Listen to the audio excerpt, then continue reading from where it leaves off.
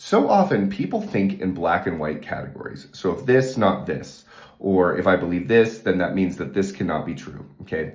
What I want to talk about is how the best of Christian thought, I would argue, has the capacity to synthesize various things that are that is able to be accomplished with, okay? So ipso facto, I want to stay off the top. This does not mean being a jellyfish, okay? It does not mean lacking orthodoxy. It does not mean being wishy-washy or not having a backbone with what you're saying.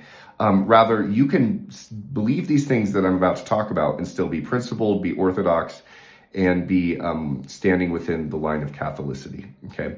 So with that said, though, how am I having the capacity to synthesize doctrine, okay? So being able to say, what are you saying at the core substance of this dogmatic statement or of this doctrinal statement?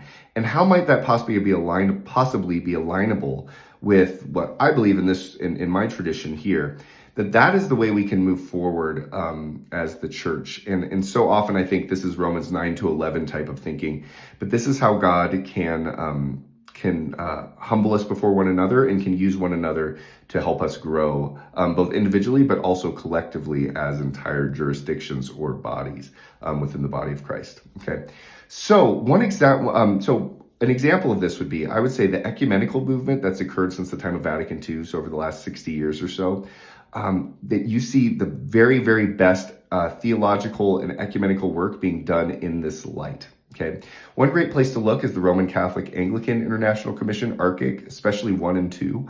But really that whole project is built off of what I'm talking about. How do we look at the best of what this tradition is saying and draw out the dogmatic substance of it, instead of just going back to polemics immediately via language that we deem to be political? It's like what St. John Henry Newman would say. There are arguments about words and there are arguments about things. We have to make certain we're arguing about things and not about words, okay? And that we're able to transcend some of the polemics of old.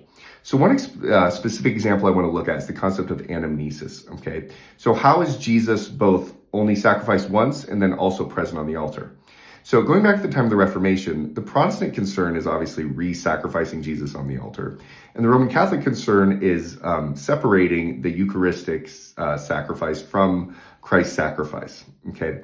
Now, what the concept of anamnesis does is it builds off the ancient Jewish concept of that at the Seder meal, there's not just an abstract remembrance of the Passover and of the Exodus, but there's actually a participation in that's what's going on in the Mass as well. That there's only one Mass, one sacrifice, and it's represented on the altar each and every Mass. It's united with the cross and the eschaton.